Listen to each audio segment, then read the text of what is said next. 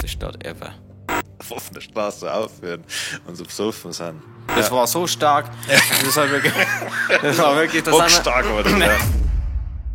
So, Cavadere. Grüß dich. Hast du gerade meine Haare Ja, geschaut? du musst auch noch mehr. Stimmt da wenig, oder? Jetzt passt ja, aber das war gerade so viel. Ah, super, danke. Aber ich darf mich auch nicht auf die Seiten dran lassen. Nein, ich sollte mir auf gar keine Seiten dran. Prost. Prost. Oh, ich mag die Deckel so gern. Ich habe gerade mit dem Tom ein Reel draht und bin aus dem Stand auf einen Heuballen gekupft. Dann ist mir instant schwindelig geworden. Weißt du, was da los Letztens dieses Leberkas Weglaufen-Reel draht, wir dreimal dran müssen. war? Ja. Nach einer halben Stunde Pause brauchen. Ja, war so schwindelig, aber ja, war am Unterzug. Ja, klar, ja, es ist oft schwierig. Weil wir ja gerade bei Viecher sind, Ja. sporttechnisch. Ja. Ein Tierfakt. So wie es bei Menschen Links- und Rechtshänder gibt, benutzen Elefanten entweder den rechten oder den linken Stoßzahn häufiger. Ah, okay. Das ist ja voll geil. Das ist crazy. Immer wenn du denkst, Elefanten könnten nicht cooler werden, Ja. kommt so ein Stoßzahnfakt. Ja. Was ist deine Meinung zu Linkshändern? Jetzt nicht speziell bei Elefanten, sondern... Bei Menschen traue ich nicht. Genau. Ich finde das fragwürdig. Aber ich glaube, wir haben schon mal drüber geredet, Ich hasse links. dass ich auch manche Sachen mit links mache. Ja, was ganz Verrücktes, gell? Ja, Irgendwas essen. also Du schneidest mit links. Ich schneide mit links, ja. Nein, warte, du Ich schneide schneidest mit rechts. Ich schneide mit rechts. Oder fuck, das weiß ich gar nicht mehr. Scheiße. Wie esse ich? ja. Ich habe. Aber wenn ich nicht beim Rechtshänder, also wie isst du? Weil ich nerv die Leute dann. Also ich ist falsch rum. Dann isst du mit rechts. Also Warte, ist es nicht so, dass du auch wechselst? Du schneidest und wechselst dann. ab und zu, ja. Weil das habe ich als Kind gemacht. Ja. Und das haben die Leute mir immer ausgelacht. Ja. Aber wie gesagt, auch beim Eishockeyschläger auch andersrum. Okay. Ich habe mal so rumgekickert. Okay. Also wie hebst du einen Eishockeyschläger? Das du ihm? So, okay, ich hab ihn so. Ja. Das ist ja voll komisch. Oder so. Ich kann beides, glaub ich. Bist du faster Regular oder Goofy Skateboard? Regular. Ja, Snakeboard voll. Snake, ich weiß gar nicht, scheiße. Ich fahre wie mit dem linken Hax fahren. Ist das Goofy? Keine Ahnung. Ich hasse Skater und Ja. obwohl ich Jeder lang- fährt mit dem Skateboard. obwohl ich lang Tony Hawk gespielt habe. Aber da war immer schon, obwohl ich noch nicht ein Kind habe, der Viva la Bam, weil der irgendwie am fertigsten ausgeschaut hat. Ah, ja, verstehe. Also, ja, das Gelände. Die Sendung hat Viva la Bam geheißen. Ja, Bam das ist Majera. Bam Majera. Ja. Ich habe damals mir ein BMX Playstation-Spiel Oh, gekauft, ja. weil es mich genervt hat, dass alle Tony Hawk spielen. Ich wollte aber eigentlich auch sowas, aber ich wollte nicht das spielen, was alle anderen spielen. Und dann habe ich mir ein BMX gespielt. Es hat viel weniger Spaß gemacht. Ja. Ähm, Ich habe mir BMX gekauft. weiß ich, du hättest mich fast dazu überredet, dass ich mir auch eins kaufe. Ja. Der Kitty hat sich ein BMX gekauft, ich glaube sogar, ich weiß gar nicht, ob du es selber gezahlt hast, oder ich glaube von deiner Mom dir Nein, das gewünscht war hast. von meinem ersten Zeitungsaustrag, habe ich mir das gekauft. Und dann ist er damit rumgefahren und hat er gesagt, ja, weißt du, was geil war? Wenn du dir auch ein BMX holst, weil dann kann man Tricks machen. Ja. Und ich hab mir das, ich war ja schnell Feuer und Flamme für dumme Dinge. Ja. Dann habe ich gedacht, boah, das war schon geil, aber Gott sei Dank bin ich dann einmal mit seinem BMX gefahren und habe das hat festgestellt, was das für eine Scheiße Ich bin ist. damit auch einmal nach der Kirche und wieder zurück und das Albtraum. sind ungefähr 5 Kilometer und du kannst es nicht schalten. Und das ist ja ein scheiß kleines Radl einfach nur. Oh, und das ist mir so pumpt wie ein Maikäfer, Alter. Und damals war ich noch fit. Ja, aber schon, er hat Klinker und dann noch ganz anders mitgespielt. Ja, aber ich bin, glaube ich, auch nicht so der Typ irgendwie für so, wie nennt man das? Das ist ja kein Extremsport in dem Sinn, aber sowas in die Richtung geht, wo man sich viel verletzen kann. Ich glaube, das sollte ich einfach nicht machen, so vom Geschick her. Ich verletze mich ja bei den einfachen Sportarten schon. Also am meisten habe ich mir immer beim Fußball weh da. Aber das ist halt. Ja. Aber gut, ich hab gerne nur auf Angriff. Ja, schon, Also ich habe glaube ich noch nie auf den Ball geschaut, sondern ich schaue das immer ist noch mir die egal. Knöchel. Na, Rock'n'Roll. Schon, ja. Egal, da bin ich eine wie ein Egal, Metzger. Die Leute haben sich immer gewundert, wo ich hinschaue. Schon hypnotisiert, ja. Hey, Ball gar nicht mehr da. Ja. Schiere so 3-mal abpfiffen. Es war wie, früher, das kannst du jetzt nicht mehr, gell? Früher hast du bei FIFA hast du noch irgendjemanden ummachen können. Ich glaube, jetzt geht das nicht mehr, schon lange nicht mehr. Also, Oder, dass man Schiri umhat, oder? ja, zum Beispiel, oder du, dass du also- überhaupt zu einem viel Fremden hinlässt Ja, und denen was das das geht, war- ist ja. irgendwas, die sind ja nicht mehr ausgewichen. Okay, na, das kann sein. Letztens auch wieder, jetzt springen wir komplett, Ja. aber ist egal, dafür sind wir da. Letztens auch wieder gesehen, das bei FIFA 99 oder so, das habe ich ja trotzdem irgendwann einmal gespielt, hast du noch vor dem Schiri davonlaufen können, wenn er da Karten geben will. Echt geil. Und aber das hat halt in einer Endlosschleife geändert. Ja. Das bedeutet, du bist halt davor gelaufen und er hat halt nicht schneller laufen können Ja. wie du. Ja. Und dann war das halt so, und das hättest du halt eine Stunde auch machen können. Ja, aber ja, irgendwann. Irgendwann. Also, Du es ist möchtest nicht ja weiter, weitergegangen. nein, ist Ja. nicht weitergegangen. Ja, das hat man ja bei WWE, hat man sich auch einstellen können, dass man einen Schiedsrichter verletzen kann. Dann wann wird's halt das? Ja, windelweich gebrüllt. Nichts anderes gemacht, wie einen Schiedsrichter zu vermöbeln. Ja, ja köstlich. Ja, das sind halt die Kleinen. Ich sag, wenn jemand da die Regeln aufstellt, das sind nicht meine Regeln. Ja. Dann muss er halt, kriegt er einen Klappstuhl und einen Eisenhammer gegen das Hirn. Hilft nix. Ja. Nächsten Tag kommt ein neuer Schiri. Ja. Macht seinen Job. Was passiert mit dem? Klappstuhl, Eisenhammer. Ja. Ab in die Ringecke. 619. Walls of Jericho, Frog Splash, Ja, FU. Tombstone. Ja. Alle die ganzen heftigen. Ja. Mir regt's auf, wie lang. Also, Ja. eigentlich war es gar nicht so lang, aber jede Sekunde, in der man glaubt, dass Wrestling echt sein kann, ist ja zu lang. Ja. Aber dann waren halt wieder so Sachen, ich glaube, der hat mit dem JBL, wo er gegen John Cena kämpft hat und einfach über und über Blut hat. Ja, ich Also- glaube, die haben teilweise echt Blut. Ja, also safe hat ja. er echt Blut, aber dann habe ich gemeint, ich habe einfach nicht, für mich war es nicht nachvollziehbar, dass sie jemand für die Show blutig geschlagen hat. Ja, ja. Also entweder haben wir gedacht, der lässt sie blutig schlagen oder... Ja. Aber was die trotzdem sportlich drauf haben, Ja. das darf man nicht Ja. unterschätzen. Ich habe gehört, dass sie die ab und zu dann, dass sie halt irgendwo so eine kleine Klinge oder sowas haben und sie dann auch selber einen Cut machen, zum Beispiel. Okay. Na, weil meistens schlagen die ja, also wenn das Ding ist, Ja. dann trampeln und stampfen Ja. sie so, ja. Und da gibt es anscheinend so kleine Tricks. Wie viele erwachsene Amis, glaubst du, denken, dass das echt ist? Eine ehrliche Aussage. Ich sag 2%. Ja, ich hätte da irgendwas zwischen, ja, ich hätte gesagt 5.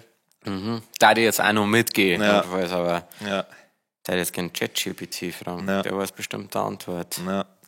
Ja, ist, glaube ich, erschreckend, ja. Ja. Ich glaube nicht mehr dran. Nein, eher nicht. Also nicht zu 100%. So ein kleiner Funken musste ja immer. Upsi.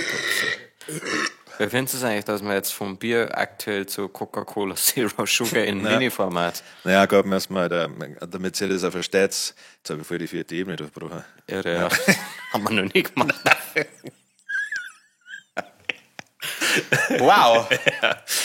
Dass ihr wisst, warum wir halt Cola trinken und kein Bier. Das hat folgenden Grund. Heute ist Dienstag tatsächlich schon nicht wie sonst Donnerstag oder Freitag, weil wir übers Wochenende nach Wien fahren zum Songwriten und aufs Konzert von die Glue Boys gingen. Da sind wir eingeladen worden und da schauen wir vorbei. Das hast du schon verraten. Ja, Ah, das haben wir schon wieder da, bis das erfahren. ja. Nein, noch nicht ganz, das haben wir gerade. Stimmt. Also am Sonntag. Boah, Alter, nicht, dann wären es jetzt. Ist das ein ausverkauft? Weil nicht, dass einer das Ding dann komplett einrennt. Ja. Oh, ja, Ja, stimmt, ja. 18 Uhr, scheiße, jetzt noch schnell. Las Brutales ist auch da. Las Brutales ist auch da. Diese Frisur soll die Ja. Bewegung nicht machen, wir jetzt Ja, die passiert ganzen früh, Reels ja. schon. Ja, Ja, sorry, aber ja, Songwriting. genau. Ja. Glue Boys. Nochmal die Einladung kennt in unsere WhatsApp-Gruppen, da werden wir da viel teilen auf jeden Fall von diesem kleinen Camp sind, der halt auch der Harry und ich. Der halt auch hat so eine kleine Casa in Levin gebucht. Mit einem mega Vienna. geilen, also lang nicht mehr mit so einem sympathischen Typen. Aber die Ja. Wiener sind, ich glaube, ich mag Wiener einfach Ja, grundsätzlich. das ist immer schwierig, weil ich mag Österreicher insgesamt Ja. und ich mag auch, ich habe noch keinen, wie soll ich sagen, mir ist egal, aus welchem Bundesland der kommt, aber immer wenn ich irgendwo in Österreich bin, sagen sie, scheiß Wiener. Ja, ja. Die Geschichte habe ich schon 100-mal Ja. erzählt. Bei meinem ersten Festival Ja, kam ich mit so einer Gruppe Österreicher, hab mit denen ein bisschen gesoffen Ja. und dann ist einer neben einer, hat Ja. sein Zeug aufgebaut und der hat so eine kleine Mauer aufgerichtet, also Ja. sprich so ein kleiner Sichtschutz. Und dann sagt er zu mir, ich wette mit dir um einen 50er, dass das ein Werner ist. Warte, die sagen ja doch nicht Werner, oder sagen die auch Werner? Fuck. Sagen Wiener Werner oder sagen jeder Österreicher Werner zu die Werner? Egal, Ja. wissen wir nicht. Aber er hat gesagt, ich wette mit dir um einen 50er, dass das ein Wiener ist. ja. Dann sage ich, also, ich wette nicht, nein. Schon, weil sie 50 Euro nicht mehr. Erstens das und zweitens, wie, also woher kommt, ich habe auch damals noch nicht gecheckt, dass da Hass besteht Ja. oder eine Abneigung. Ja. Dann sag ich, ja, wie kommst du drauf? Ja, siehst du, wie das hier verbarrikadiert, das muss er. Also, ich war ja schon angeschossen, dann gehe ich rüber und sage, woher kommst du? Ich bin aus Wien. Das war echt los, also. Ich glaube, dass das, also Österreich ist ja im Verhältnis auch echt klar, ein kleines Land. Und man muss ja schon sagen, bei uns gibt es ja auch das Münchner Bashing. Ich glaube, dass Zu Recht. das ja, das Gleiche ist, ein bisschen. Weil Münchner, also so manche Münchner, die guten Münchner, reden ja noch ein bisschen bayerisch oder am Herz zumindest raus, wenn sie nicht für irgendwo Herzen sind. Ja. Und ich glaube, dass das ähnlich, also ein ähnliches Hassverhältnis ist. Weil wenn man irgendwo hinfährt und da siehst du Münchner Kennzeichen, denkst du erstmal, bin ich kritisch. Münchner Kennzeichen, hast du das mitgekriegt, dass die Münchner jetzt auf Muck umsteigen können? Echt, okay. Ich habe es letztens zum ersten Mal gesehen, aber mit meinem Dad gesagt, was ist denn das? Habe ich gesagt. Also die Münchner, die sind tatsächlich die Kennzeichen ausgegangen. Und deswegen haben sie jetzt auf Muck, also dürfen sie auch ein Muck-Kennzeichen haben. Also nicht wundern. Ja, also wenn jetzt muss ich mein Haus quasi aufmachen. Ja, richtig, ja, nicht, dass da jemanden gut behandelt. Da kommt so ein kleiner Dorf. Ja, wenn jemand bei mir parkt und jetzt, guten Tag, schön, dass Sie hier sind, das ist mein Parkplatz, aber kein Problem. Und fühlen dann, Sie sich wie zu Hause. Ja, und dann sagt er, aber ich bin aus München. Also, verpiss dich, Land. Na, Schmarrn. Aber ich glaube auch, dass ich wo aus Minga, Kirsing, oder? Dann passt ja. 60. Raumersdorf geht auch noch. Ja. Aber ich glaube, dass die Parallelen da schon groß sind in der Außenwahrnehmung auf jeden Fall zwischen Wien. Also ich sehe menschlich, Wiener sind anscheinend so grantig. Wiener und versnobbt. Ja, gut, das ist ja dieser ganze Wiener Lifestyle, wo es einfach mal, sind ja alle wieder der Falco für mich. Ja, also stimmt. Ja. Manche ein bisschen lebendiger noch, aber sonst. Ja, das ist lustig, weil Falco tot ist. Ja. Soweit also. Sagt man. Aber er wird wahrscheinlich gerade schön mit dem Tupac hier Mikado spielen. Ja, oder mit dem Hitler auf der Rückseite vom Mond irgendwie. Oder in Dinge Argentinien. machen. Ja, weißt nicht. Ja. Gibt es eigentlich nur eine andere Stadt in Deutschland, von der du sagst, das sind versnobte Menschen? Weil für mich gibt es München und alle. Sylt halt, ja, okay. Aber das sind nicht die Einwohner wahrscheinlich. Aber wenn ich drüber nachdenke, dann kenne ich eigentlich nur München und alle anderen Städte sind für mich Leben nur Assipratz. Also ich glaube, jetzt wird Köln. Ich stelle mir da immer so dreckerte, ungewaschene Punks vor. Nee, Köln ist. Hey, versteht's nicht falsch. Berlin. Was siehst du, wenn du nach Berlin schaust? Also offiziell. Ja. Na, sag, sprich's aus. Na, Gratler. Ja. Ungewaschene Kanalarbeiter. Das sehe ich da. Also ich glaube, wenn man jetzt halt nicht aus dem reichsten Bundesland, also einfach die teuersten Wohngebieten kommt, dann darf man wahrscheinlich noch schon sagen Stuttgart. Ja. Stuttgart hat auch so einen Ruf mit Bietigheim oder wie das da heißt, sehr reiche Leute. Und anscheinend auch Teile von Düsseldorf sind auch ein bisschen versnobbt. Klingt für mich gar nicht versnobbt. Irgendwie könnte man Hannover noch vorstellen. Ich glaube, Hannover ist richtig Dreck. Ja, ich hasse Hannover. Ich war da noch nie, aber... Ich schon. Ja. Aber habe ich, glaube ich, schon zu viel Zeit damit. Dafür, dass ich 12 Stunden da war. Nein, Berlin glaube ich nicht. Hamburg auch nicht. Nein. Hamburg. Beste Stadt ever. Und sonst, ja. Aber auch da mehr dreckiger als sauber. Also Hamburg hat mich beim ersten Mal nicht gänzlich überzeugt, weil ich auch so viele Punks gesehen habe. Und ich mag den Vibe nicht, den diese Menschen haben. Also die battlen da, aber halt so nicht aus einer Notlage heraus, sondern weil sie sich dafür entschieden haben. Für einen Lifestyle. Ja, und dann kriegst du irgendwie so ein ungutes Gefühl. Ich glaube, so fühlen sie so Rechte, wenn die Ausländer sind, quasi, weil sie denken, ich weiß nicht, wer den einschätzen soll, der hat nichts zum Verlieren. Er hockt am Boden wie so ein Stück Scheiße. Also denke ich über Punks, also über Ausländer. Hey, klar, das ist ein Safe Space, du kannst sagen, was du willst. Ja. Und dann habe ich gedacht, das ist einfach nicht so, ihr habt nicht mehr eine Ratte auf der Schulter, das war so ganz cool bei den Punks. Raben zumindest. Ja. Deswegen hat man die Reeperbahn da nicht so taugt, weil aber wo ich das letzte Mal da war, kein einziger Punk. Ich glaube, Punks sind tot. Ich glaube auch. Ja. Auch wenn sie mal sagen, Punks not dead, in Hamburg schon. Und dafür bin ich sehr dankbar. Nein, du musst halt wenn du vom Penny schaust, da hocken schon mal noch ein paar. Aber das war das waren so 15 oder so. Ah, okay. Ja, also richtig viel. Und alle rumgeguckt. Nein, das mag ich ja gar nicht. Das ist nur rumhocken. Da bin ich zu deutsch, sag ich. Bei uns in der Umgebung gibt es auch kaum noch Punks, gell? Gar nicht. Also jetzt gab es einen oder zwei. Also es gab schon so eine kleine Bewegung. Ja, einen Reiter und einen anderen. Ja. In Minga gab es auch mal ein paar, aber also im Minga funktioniert das einfach nicht. Nein. Ich glaube, wir sind im Minga Punks. Ja, schon. Nein, wir sind einfach Vollbauern. Ja, stimmt, ja. Und deshalb wollen wir jetzt das überketten und einer sogar Mundharmonika sagt. Also das zeigt, ich bin Musiker. Punks sind ja gar keine Musiker, so ganz im Gegenteil. No. Der Wochenrückblick steht wieder mal Songwriting drauf, diesmal stimmt's aber. Ja. Weißt du, was da vorher sein oder willst du einfach nur sagen, dass du beim Songwriting warst? Ja, es war nicht so aufregend an sich. Also, war tatsächlich wir haben auch noch nicht drüber geredet. Stimmt, der war beim Money Manta. Habe ich dann in der Story gesehen. Ja, genau, und da war das Ziel, also ich war da nur als Schreiber dabei quasi, haben nichts für uns oder so gemacht. Ja. Und da haben die Anja und er versucht, Songs zum Schreiben. Also nicht miteinander, sondern jeweils füreinander, also so unterstützen. Also so Songcamp-mäßig fast. Genau, ja, so im Kleinen, ja. Ja, und da... Also hat es ein bisschen gefruchtet? Ja, es war schwierig. Also der Manni Mante, ich weiß nicht, ob du dich kurz mit ihm beschäftigt hast. Ich habe nur gesehen, dass scheinbar ein Song hat, der Pizza Hawaii heißt. Ja. Habe ich mir aber nicht angehört. Ich glaube, dass ich ihn vielleicht einmal gehört haben kann, dass ich den Namen so bekannt vorkomme. Ah, okay, dann kenne ich nicht. Was, ja. Aber ist das sein erfolgreichstes Werk? Nein, Pizza Hawaii ist gleich der letzte, den er rausgebracht hat. Fuck, ich muss nachschauen, wie schlecht mit Songtiteln. Ja. Also Malle-Typ durch und durch. Glaube ich nicht.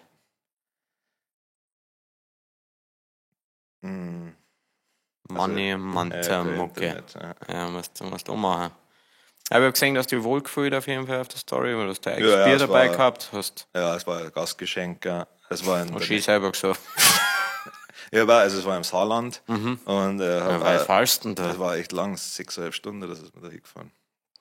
Ja, genau, der erfolgreichste Song ist Halt dein Maul. Oh, das ist lustig. Ja, mal kurz.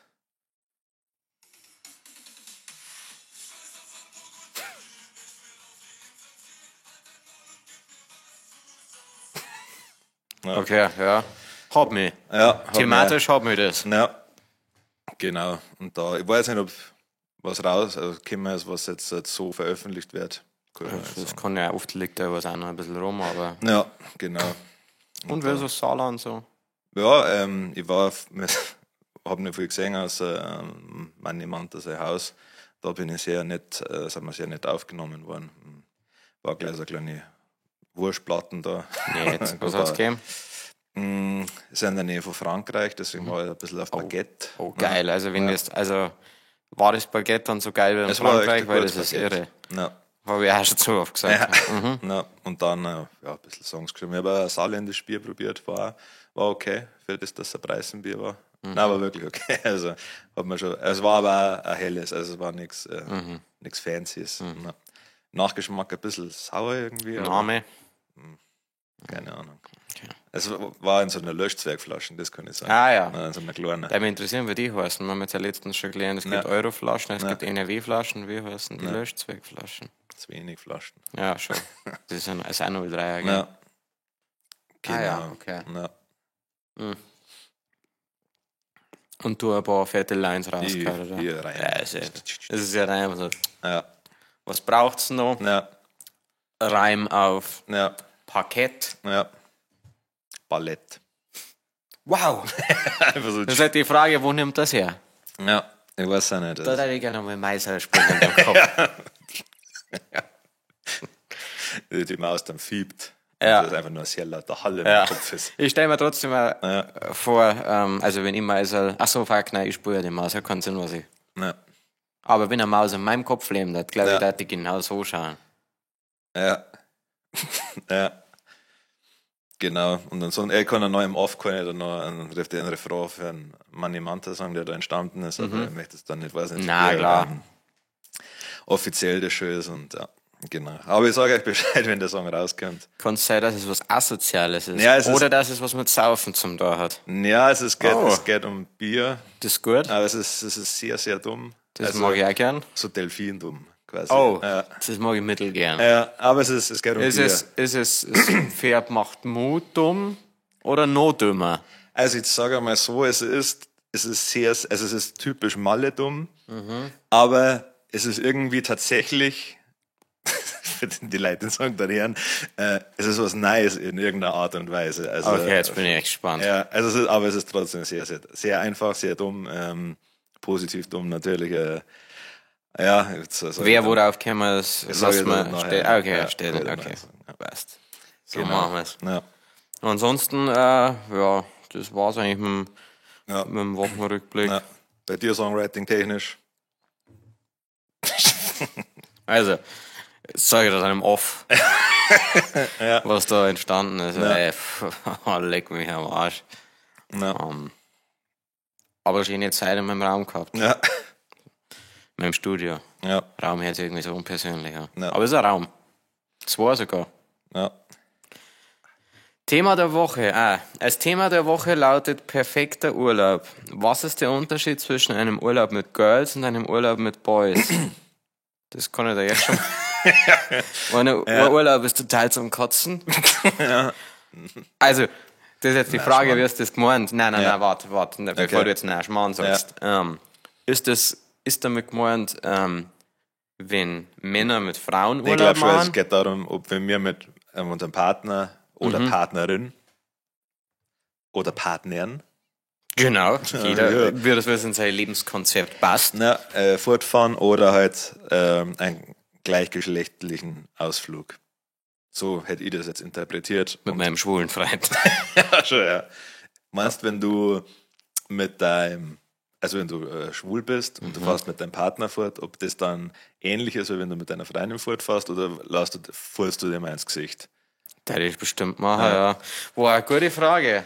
Ich glaube, aber du willst ja den. Ich glaube, wenn man schwul ist, so richtig schwul, wenn man Schwänze lutscht und das ganze zeigt und was halt Schwule sonst noch so machen, dass man dann trotzdem, also man möchte ja sexuell attraktiv für den anderen sein. Will man nicht kaputt machen, dann wärst du wahrscheinlich einfach. Dann wärst du wahrscheinlich nicht uns. Aber ich weiß ja nicht, ob es einfach so Trucker-Schwule gibt, wenn man sich Trucker-Schwule vorstellt, ob das denen egal ist, ob das ein Part von einem Lifestyle ist. Da muss man natürlich auch sagen, es gibt auch Hetero-Männer, die einfach neben einer Freundin fahren lassen.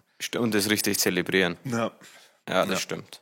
Es gibt ja auch, also noch schlimmer, es gibt ja auch Beziehungen, wo das komplett normal ist, dass beide Partner ständig fahren.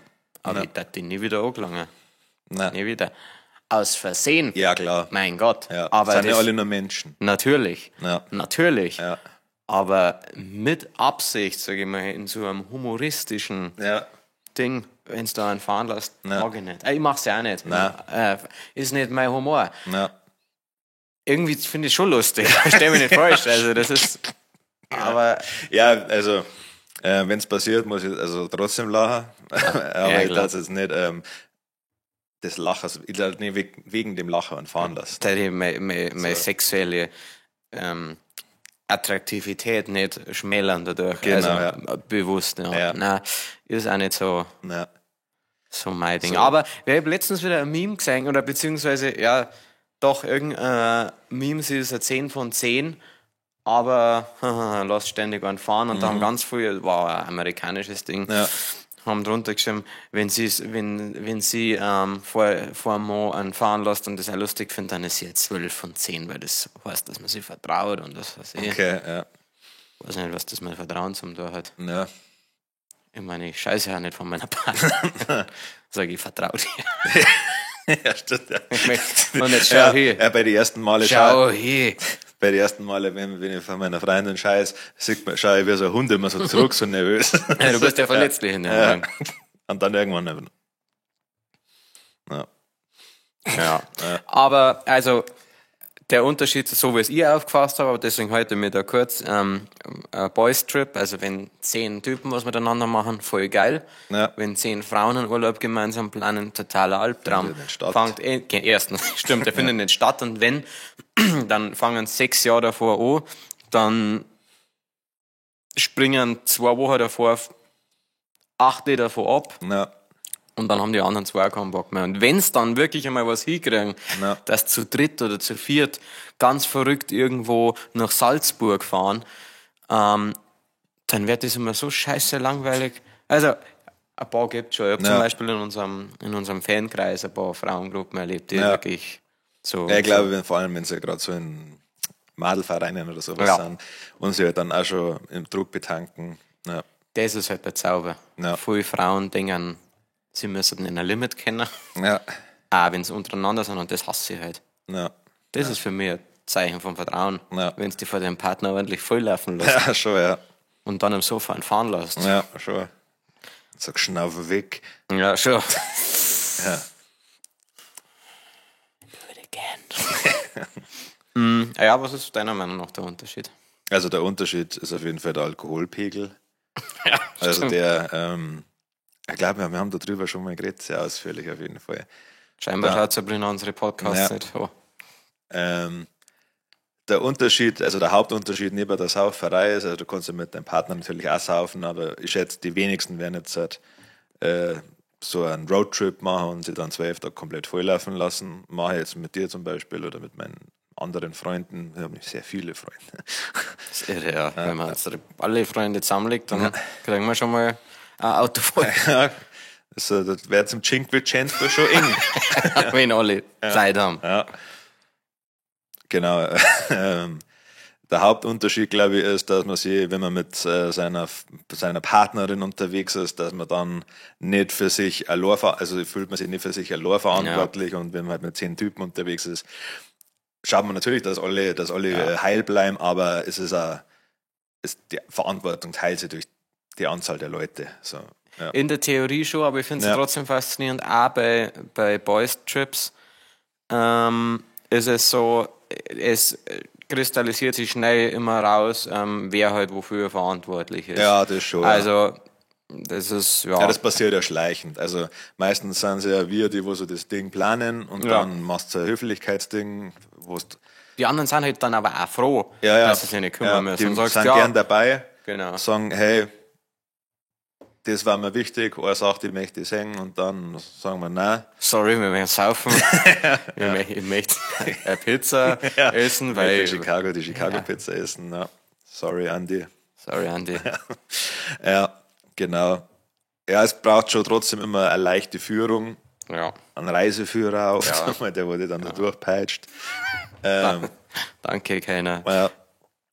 Und ansonsten ist, glaube ich, der Hauptunterschied auch, dass Typen mehr wie Kakerlaken sind und denen ja viel mehr der Scheiß egal ist. Ja. Und dann sie auch nicht beschweren, wahrscheinlich in den meisten Fällen. Also, vor allem aber auch, Entschuldigung für die Unterbrechung, weil man halt meistens auch rund um die Uhr besoffen sind. Ja, schon, ja. Da ist der alles dann natürlich egal. Ja, aber es wäre wahrscheinlich auch ein bisschen mit dem Mindset zusammenhängen, weil wenn ich jetzt mit 15 Arzten zum Saufen fahre, dann ist mir das Zimmer eigentlich scheißegal. Sondern ich möchte halt da dann ich möchte halt ein Bett haben, wo keine Wanzen drin sind. Und, oder halt ein Bett. Ja. Und so, wenn du unterwegs bist als Paar, dann hast du ja wahrscheinlich schon vorher gedacht, ja, das soll schön sein, das soll chillig sein. Ja.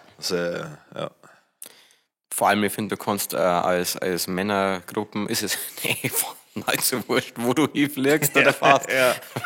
Sobald es irgendwas zum Saufen gibt, ist das ist eigentlich die halbe Miete. Ja. Also du musst den nicht so großartig planen.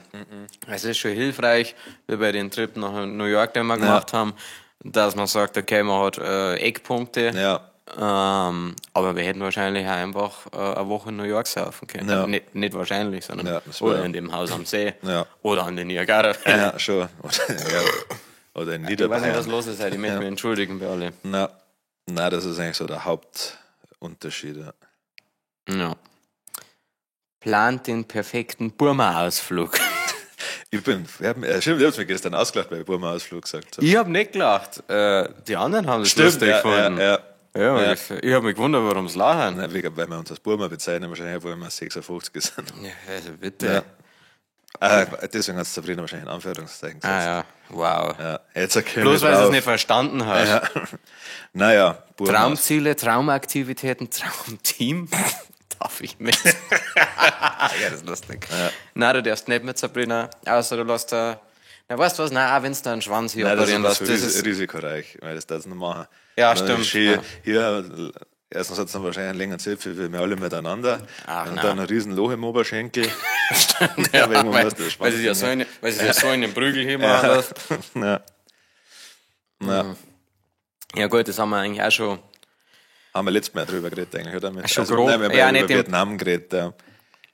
Okay, also der perfekte Burma-Ausflug ist natürlich mit Leuten, die wir mögen, aber die haben wir letztens, glaube ich, schon aufgezeigt. Ja, und ich glaube, manche möchten auch nicht öffentlich genannt werden, dass die mit uns abhängen. Ja, das glaube ich auch. Also, natürlich, aber wenn es keine... Meine Traumziele, nach wie vor jetzt mal ein Fan von den USA. Ja. Einfach... weil es halt ein geiler Vibe ist, weil wir alle einigermaßen Englisch kennen und ja, der Vibe einfach geil ist, immer. Also ich mag die ganzen Bars da, ich mag, ja. Es ist einfach, erstens, es macht einfach Spaß, sich auf einer anderen Sprache zu unterhalten mal. Also irgendwie macht's das einfacher, weil du, also du musst ja sowieso, glaube ich, aus deiner Komfortzone raus, indem dass du eine andere Sprache sprichst. Ja. Und es ist halt wirklich einfach andere, die leben ja trotzdem anders da. Ja. Auch wenn sie uns kulturell sehr, sehr ähnlich sind, leben sie anders. Ja. Deswegen, ja, ist Englisch halt immer geil. Ja. Sonst, also für mich war ein absolutes Traumziel, warum auch immer, ohne dass ich mich auch näher damit befasst habe, aus irgendeinem Grund Brasilien. Ich hätte richtig gern nach Rio de Janeiro. Ja. An die Copacabana da hätte ich gern. All diese Dinge. Das war, ich konnte aber nicht einmal sagen, warum. Also das war geil. Dann, wie wir letztens schon gesagt haben, Vietnam, Thailand, egal eigentlich. Keinen Unterschied halt also was halt wichtig ist, dass halt Saufen da legal ist, dass es keinen Stress nicht gibt. Weil ich habe jetzt mir auch geschaut, weil es gibt zum Beispiel in Marokko echt so günstige, geile Airbnbs, aber da ist halt mega der Stress wegen dem ganzen Moslem-Zeug, dass ich halt, die Moslem-Regeln, dass ich halt da was zum Saufen kriege. Moslem-Regeln, so geil. ja. Glaubst du, es gibt jemanden, der alle Moslem-Regeln kennt? Egal, Entschuldigung, ja. Alle Regeln des Islams. Nein. Ja. Genau, ja. Und da ist halt schwierig, was zum Saufen zu kriegen. Ja, also wie im Reservat fast. Ja. Es gibt schon was, ich bin schon ich bin deep gedived auf jeden Fall. Also es gibt halt da so extra Geschäfte oder halt in die Hotels. Wäre ein Ding in Kenia, wo wir waren, hat es in dem Hotel ja nichts zum Saufen gegeben, weil es ja ist ein Moslem geführt muslimisches Hotel. Muslimisches Hotel war, ja. Albtraum. Das war so schlimm. Dann waren wir schuld, weil wir ins Slum fahren zum Saufen. Ja, stimmt. Wow, da hätten wir uns, also wir haben ja damals schon einmal um einiges weniger vertragen, biertechnisch, glaube ich. Also ich glaube, da waren wir richtig frustriert aus diesem Pub rausgegangen. Ja. Weil da haben wir höchstens 8 halbe getrunken. Ja, und wenig gegessen an den Tag. Stimmt eigentlich wieder gar nichts. Ja, wir sind keine Alkoholiker. Null, überhaupt gar nicht. Aber stimmt. Also was halt in Amerika echt scheiße ist, was mir richtig runterzieht, ist, dass du einfach auf offener Straße nicht saufen darfst. Außer in Vegas. Außer in Vegas. Aber das ist schon ein Strike. Klar, haben wir. Ja. Aber bis uns da halt einmal braucht noch ein Kopf einen schlechten Tag haben oder einen pflichtbewussten Tag. Ja. Und dann sind wir gefickt. Ja. Also ich weiß nicht, ich glaube, dass das ziemlich im eigenen Ermessen dieser Polizisten liegt, was sie jetzt machen, wenn wir auf offener Straße saufen. Ja. Vor allem in Verbindung damit, sie auch noch aufzuführen. Ja. Also, wenn die natürlich sehen, dass ich auf die Schultern vom Tobi Wodka trinke, mitten in Chicago, dann weiß ich nicht, wie das. Also die haben sie ja überhaupt nicht, die Leute, die haben gedacht, die haben uns angeschaut, dass dann wir gerade auf offener Straße ein Schaf schächten. Weißt du, was mir gerade auffällt? Wir sind die Typen, die wo in den Nachrichten sind, die wo so negativ Malle-Presse immer machen. So heißt die Asozialen, die so auf offener Straße aufhören und so besoffen sind. Glaube ich nicht. Also wir bronzen zwar nicht. Nicht gern. Nein. Aber manchmal hilft es ja nichts. Bevor ich dann Euro Zeit, dass ich irgendwo so kann, dann soll ich in einem Briefkasten von einem Kindergarten. weil da war, ja. Das hat dann auch nicht besser gemacht. Liebe Kinder. Aber ich liebe es noch mehr zu essen. Das ist das Problem. Ja, es gab viel sein. Ich glaube, dass auch, also, wenn jetzt Geld egal ist, glaube ich, ist Australien auch mega geil nach wie vor, weil Australien halt geil ist, die Landschaft auch geil ist und das Kanada wahrscheinlich auch.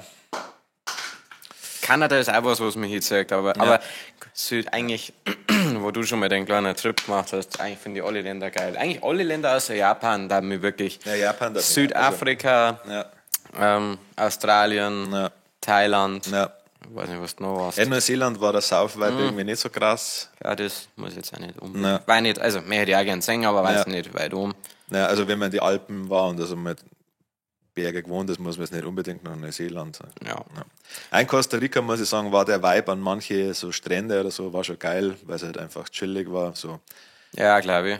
Nicht zu hippie-mäßig, Jetzt, ja. Das ist zum Beispiel das, wo ich immer Gedanken mache, weil jetzt da steht Traumaktivitäten. Ja, saufen halt. Ja, logisch, aber ich meine, baut man dann trotzdem einmal irgendwie was. Also, weil eigentlich bei uns am Sightseeing mit ein paar Bierchen drin. Ja. Aber nicht aber zu viel also, Sightseeing. also nicht zu viel Sightseeing. Nein, aber also Tieraktivitäten. Ja, glaube ich. Finde ich voll geil. Ja. Eigentlich. Also, man kann ja jetzt, sagen wir mal, jetzt, wie wir es ja geplant hätten, in Miami oder in Crystal River, dann mit den Seekühe zum Schwimmen. Super. Das mache ich in der Früh, dann schwimme ich mit den Viechern. Und dann. Dann gehe ich raus, habe noch nicht den Neoprenanzug aus und dann schieße ich mir die erste Dose rein, dass man Salzwasser bei den Ohren rausdruckt. Ganz genau. So ungefähr. Ja, dem kann ich nichts hinzufügen. Nein, ich finde das, also Sightseeing, also wie gesagt, da Chicago war der absolute, da kann man nicht mehr besser machen. Ja, also das war war so stark. Das war wirklich, das stark war das, ja. Vor allem, weil ich weiß nicht, also man versucht ja immer Sachen nochmal zu erleben und beim Andi seinen Junggesellenabschied haben wir uns ja noch mehr hochgerafft in Vegas, um nur in die Bar zu gehen. Und das war dann so geil. Und dann haben wir gedacht, ja, das müssen wir unbedingt, das schaffen wir auch wieder gleich nach dem Fliegen eine in Bahn, dann keiner mehr Bock gehabt. Und dann, wir sind immer die wo zumindest wenn es noch früh am Abend ist, bin ich schon noch dabei, wo sich auf jeden Fall noch mit Druck das letzte Bier reingepumpt und ich habe gedacht, das werden. Und aber da hat uns das so die Deckel zerrt. Ja, ich weiß nicht warum. Also ich habe eigentlich keine Ahnung. Ja, weil diese scheiß Fahrt so lang dauert hat von dem Flughafen in die Stadt rein, dann sind wir da ewig im Stau gestanden, haben das Auto noch abholen müssen. Alles scheiße. Ja, schon, ja. Und dann haben wir ja davor trotzdem, wir haben ja weniger gesoffen, wenn wir gefahren sind. Haben wir noch 3 Bogfalzen gesoffen und ungefähr 4,5 im Flieger. Stimmt, ja. Der lange Flug. Und dann, aber am nächsten Tag, da haben wir gleich super gestartet, da in den ersten Supermarkt ein Bier geholt. Ich glaube, wir haben in der Früh von Chicago. Falle, gleich Michelin. Es war so geil da am Ding entlang. Es war echt relativ kalt, aber dann immer ein paar Chili Ones dabei gehabt. Dann in der Sky Bar waren wir. Und dann essen und da und keine Ahnung. Ja, es waren nicht viele Ziele. Hat sich aber irgendwie noch voll angefühlt. Ja, es waren gleich schon so 4, 5 und das ist halt eine scheiß riesige Stadt. Es war irgendwie... aber da hat man so den perfekten Pegel gehabt und dann haben wir aber irgendwann gesagt, jetzt ist Schluss. Jetzt fahren wir nur noch jetzt gehen wir nur noch in den Bar und da schneuzen wir es noch richtig. Aber mit dem Visier. Ja, schon, Jetzt habe ich genug gesehen von dieser Stadt. Vielen Dank. Halt, stopp, bis hierhin und nicht weiter. Ja, ich weiß, wo haben wir in Chicago gesoffen am ersten Tag? Also wir waren ja, wie gesagt, den ganzen Tag unterwegs. Dann haben wir versucht, in so eine Divebar, in so eine Flüsterkneipe zum kommen. Die war dann kacke. Stimmt. Und dann sind wir doch in diesen Punkschuppen, in diesen Assi-Punkschuppen gefahren, wo wir dann gegen den Boxautomaten für eine halbe Stunde geprügelt haben. Stimmt. Und dann haben wir uns ja verloren. Dann ist ein Teil von uns. Am ersten Tag schon wieder. Dann ist ein Teil von, also wir haben uns dann wieder kurz drauf gefunden. Stimmt. Dann waren ein Teil von uns, der Harry und ich und so, waren in der Piano-Bar. War das da? Ja, das war der erste Abend. Das war das, wo wir dann hier fast umgebracht waren. Ja, genau. In Chicago, they kill you. Ja, genau. Krass. Und das war alles am ersten Tag. Ja. Alter, wie lang war der Tag? Wir waren gleich noch 2 Tage in Chicago. Ja. Fuck. Krass. Oder waren wir dann noch einen Tag? Nein. Ich muss sagen, dass ich Chicago und New Orleans aus irgendeinem Grund manchmal ein bisschen durcheinander schmeiße, was eigentlich null Sinn macht. Ja. New Orleans habe ich halt auch richtig gefeiert. Diesen einen Tag, der war eigentlich genauso legendär. Ja, wo die Geschäfte schon zu gehabt haben, die Restaurants und so. Trotzdem, aber so halb offen gehabt haben, wo wir uns mit Margaritas, Frozen Margaritas, planst den perfekten sein wieder nur von... Okay, aber gut. Traumziel ist schwierig, also... Ich dachte, wenn ich jetzt 3 auswählen darf, war es für mich irgendwann dieser Thailand. Also Thailand, Vietnam oder States. Oder für mich trotzdem das erste Mal Brasilien. Ich hätte Bock. Traumaktivitäten, saufen. Ich sauf gerne am Strand. Ich sauf gerne in Bars. Ich sauf gerne allgemein in der Natur, das habe ich schon ein paar Mal erwähnt. Aber ich sauf gerne in Sky Lounges. Also wenn ich das weiß ich, sauf ich ganz gern wenn wir jetzt einmal von Brasilien ausgehen, da ich gerne in einer Favela saufen. Ja. An der Copacabana da ich gerne saufen. Ich da gerne den Ding, da ich direkt gegen den Fuß brunzen kann. Wie heißt der nochmal? Das Christus-Ding. Ja, genau. Zuckerhut. Ja, ganz genau. In Thailand da ich gerne einen Thai-Box-Kampf singen und da saufen. Ja, insgesamt. Die wird nicht müssen so in einer Thai-Box. Ja, schwer. Ja, Thailand, also vor allem Bangkok, glaube ich, ist schon geil. Also das ist halt so Berlin-mäßig, stellen wir das vor. Ich darf mir einfach nochmal einen zweiten Teil von Ding anschauen, von Hangover. Und einfach das nach. Ja, und wenn es halt irgendwas gibt, also so insgesamt, da das dann gestalten wir einen normalen Urlaub, also wenn es irgendwas mit Tiere gibt, was Cooles, also es ist nicht so ein angehängten Affen oder sowas, aber irgendwas, was wir jetzt mit dem Seekühe schwimmen. Was mit einem angehängten Elefanten? Mag ich auch nicht, ja. Finde ich auch nicht so cool. Sri Lanka müsste ich noch sagen, das war auch noch was. Aber also da gibt es halt auch billig, also da weiß ich nicht, wie es partymäßig ist, aber also Stoff ist halt billig, gell. Ich kann es mir nicht vorstellen aktuell, aber ich bin offen. Naja. Was kosten die Flüge nach Sri Lanka? Zwischen 600 und 800 Euro. Aber du kommst dann mit 800 Euro halt noch gut und drunten. Was war was du unbedingt einmal mit den Boys machen möchtest? Gibt es, also egal was für ein Land, irgendwas, wo ich sage, muss ich mal überlegen. Also ich glaube Thailand, Bangkok, mit eventuell dann noch woanders hin oder nur Bangkok. Ja, wahrscheinlich reicht für uns Bangkok. Was heißt 3? Ich glaube Bangkok. Ja, ich glaube, es wird, also wenn du da so eine Woche bist, das glaube ich schon, also es ist halt echt dreckig, viel Smog, richtig laut. Du warst nur in Phuket, du warst nicht in Bangkok, Ich war in Bangkok, Phuket und auf Koh Lanta. Nebenbei. Nochmal so. Okay. Ja. Ja, ich meine jetzt allgemein irgendeine Aktivität. Also, wenn du jetzt sagst, wo was. Das Matt-Festival, der ja, ich gerne Matt-Festival. Das ist auf jeden Fall. Ich weiß nicht, ich glaube, dass ich damit relativ verloren bin, aber ich saufe auch gerne auf Booten. Ja. Das bedeutet entweder so ein Segelturn, wobei halt da müssen ja alle mithelfen. Also es soll jetzt die Option Kreuzfahrt. zu segeln. Nein, also ich möchte schon ein bisschen abenteuerlicher. Ja, also ein kleines Boot. Also ich möchte schon unter uns sein und sich vielleicht hin und wieder aber auf andere Leute auf einem anderen Boot treffen. Ja. Das darf mir noch große Freude bereiten. Ja, und sonst. Aktivitäten technisch, ja. Nein, also das Matt-Festival ist schon weit um bei mir.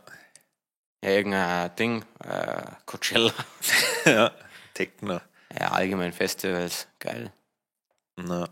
Ah, da ist ja keiner mehr dabei. Ja. Gut, ja, passt. Haben wir gelehrt. Traumteam haben wir letztens schon aufgezeigt.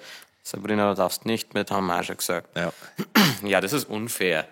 Lost Brutales Favorites, Tiere, die ihr auf Reisen gesehen habt. Da wäre der Kid Rap gar nicht fertig. Aber ich hab's auch gesehen, weil es mit mir teilt. Ja.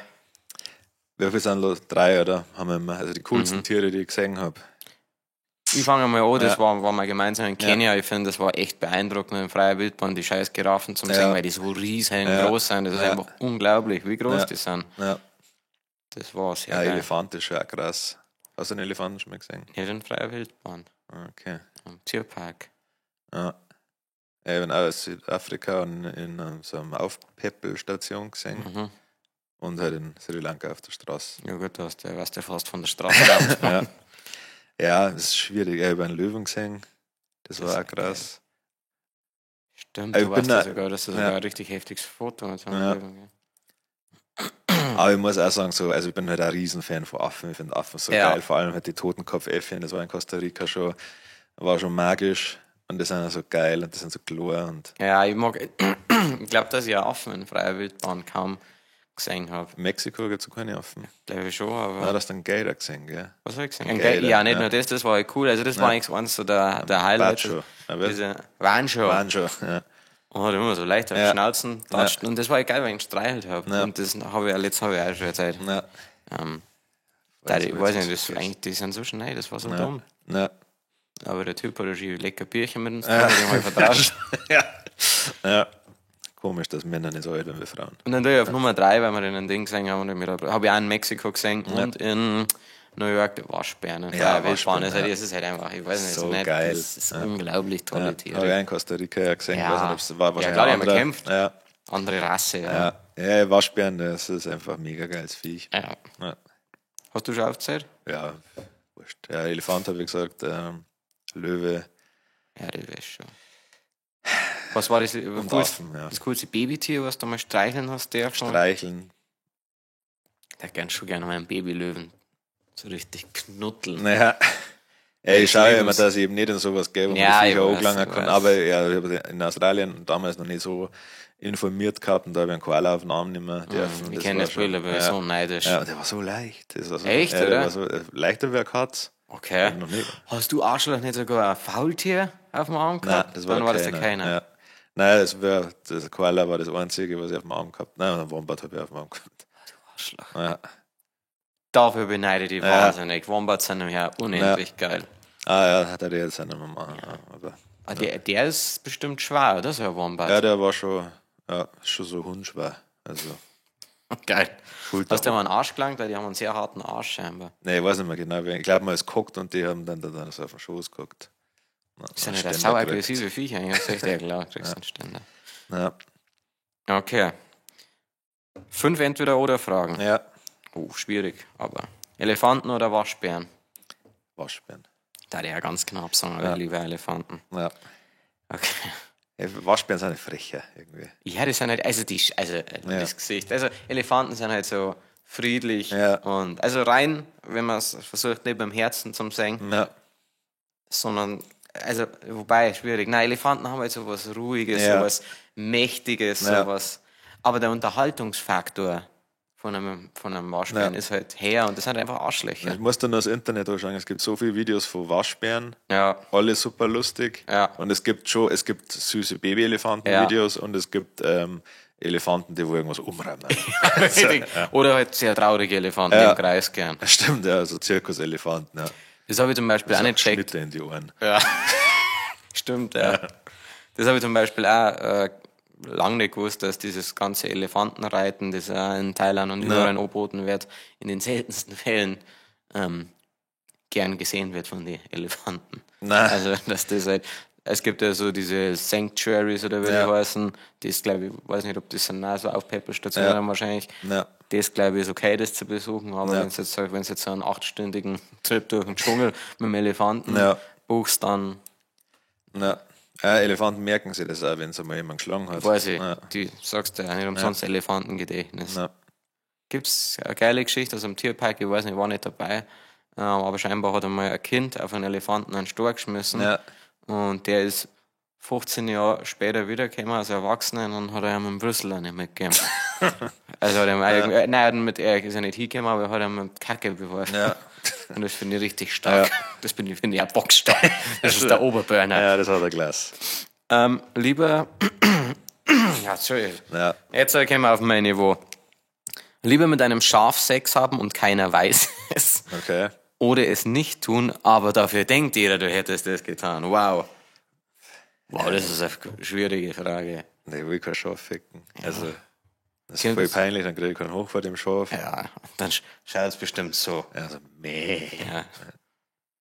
Wow. Aber es ist natürlich auch blöd, wenn die Leute denken, über Schaf gefickt.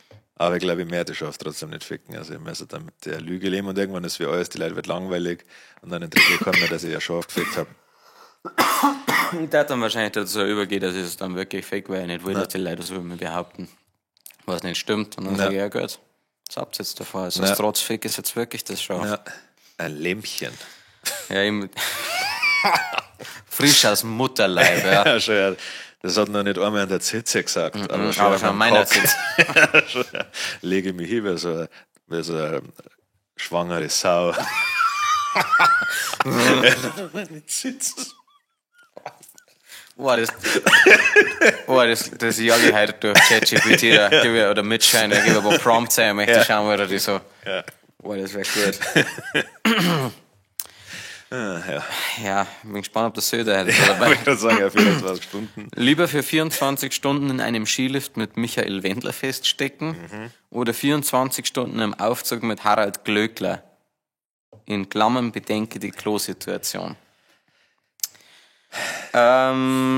Ich glaube, ich hätte irgendwie weniger. Ja, ich mag beide ja ganz und gar nicht. Ja.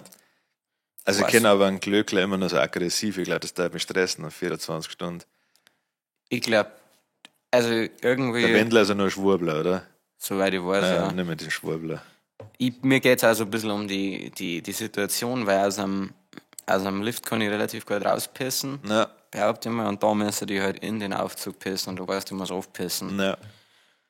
Und beim Harald Glöckler ist es halt auch so, da muss ich halt sagen, das Einzige, was mich da reizt, der macht mich so aggressiv. Irgendwie da ich gern mit dem Streit. Ja. Aber ich darf auch einen Skilift nehmen, wegen der Klo-Situation und weil, vielleicht kann ich einen Wendler ja irgendwie umbiegen. Ja. Sagen du. Dann können wir die ganze Zeit egal mit dem singen. Ja. Ja. Kenn ich nicht. Nicht? Egal. Ah, doch. Du hattest mich nach dem Hallo. Ah, ja. Oh. Ja. Wärst du lieber die intelligenteste Person der Welt oder die dümmste? Aber deine Intelligenz bleibt bei beidem gleich. Ah, der Rest der Welt passt sich an. Okay, das also sind die Leute. Also wenn ich das richtig verstehe, kann ich mir entscheiden, ob ich aktuell so gescheit war wie der klügste Mensch der Welt. Ja. Und alle passen sich an, sind halt dann ein bisschen dümmer. Ja. Oder ich war der dümmste Mensch der Welt und alle waren halt noch dümmer. Also ich würde mich trotzdem wahrscheinlich für die intelligenteste Person. Ja, schon, ja. Der war ein Sackgescheit. Ja, schon. Der hat schon Sachen machen. Muss ich mir ja nicht rechtfertigen. Nein.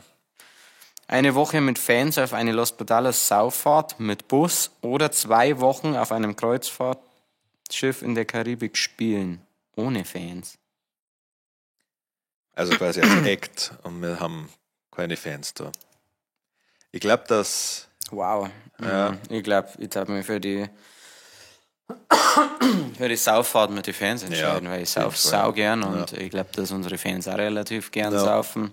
Ja, und ich glaube, so nach 2 Tagen ist erst chillig, so dann denken die nicht mehr, dass wir gottverdammte Superstars sind. Sondern merken, was wir eigentlich für komplett hängengebliebene Vollloser sind. Nach 3 Radler, dass man schon schirkelt. Ja. Also, scheiße, kann mir leid. Und dass ich die ganze Zeit rumlaufe und sage, nein, ich habe mir mit Absicht schon nicht gebunden. Es liegt nicht, dass ich es nicht kann. Ja, schon, ja. Ja, Fans saufen, klar. Ja, klar. Die Fan der Woche ist die Mama von der Sabrina und vom Harry, weil wir da morgen brauen dürfen. Super, danke. Danke, Karin, du bist ein Engel. Secret-Tipp, finde ich gut, das Lokal von Drunk Dates, wo ich aber nicht mehr weiß, was heißt. Ja. Aber es hat irgendwie eigentlich eingegeben. Ist das in Wien? Ich glaube schon, ja. Kann man fuck, ja. Ich will ja unbedingt, also falls wir die Zeit haben, müssen wir nach Ottergring schauen. Ich weiß nicht, wo unser Hotel ist, muss man mal schauen. In der Nähe vom... Was für Bezirk? Müssen wir jetzt schauen. Ja, wurscht. Da wo es das Flex ist, da spielt Glues. Also wir sind gleich 5 Minuten zu Fuß entfernt vom Flex. Also sowas mag ich mir sehr gerne. Vom Flex ist die verkauft, der Türsteher gab mir miese Schild. Wer rappt das? Darauf. Heute parke ich mit dem Wagen vorm Eingang und er riecht Chanel. Aber es ist geil, also das bedeutet Flex ist nichts Unbekanntes. Nein. Cool. Was steht die Woche an? Das haben wir schon erzählt. Songwriting in Wien, Global, das haben wir schon erzählt. Und Ding kommt raus. Oder ist dann schon heraus? Ja, Schlecht im Bett Remix. Scherbert richtig. Parts kennt es wahrscheinlich schon. Haben wir uns jetzt nichts Neues einfallen lassen. Ja. Aber da und dann ist nur eine kleine, wir haben uns ja vorgenommen, jeden Monat was rauszubringen und das ist eine kleine Überbrückung, ein kleiner Cheat. Ja gut, das erste Reel, das du draht hast, also kommt schon besser an jetzt. Ja. Mit sobald es schön wird. Ja. Irgendwie, ärgerlich ist der falsche Ausdruck. Mir nervt es, wenn es nur so funktioniert hätte. Ja, das ist halt, ich glaube, so ist da halt früher gegangen, wenn du halt Rap gemacht hast, wo halt gerade alle auf Blink-182 waren. Ja. Und jetzt ist es halt gerade so und dann, Aber mir ist das völlig egal. Hey, Hauptsache Mann, genau, ja. Hauptsache kann man schön ein paar Teilnoten vor dem Plex. Können wir lassen, aber direkt importiert. Ja, auf dem Gesicht. Das war's eigentlich von mir das schon. Das war's, ja, von mir auch. Haben wir schon gesagt, WhatsApp-Gruppe, schon beischauen. Gibt es ein paar Stories, und ansonsten, Hat die letzten Worte wie immer der wunderbare Harry. Danke.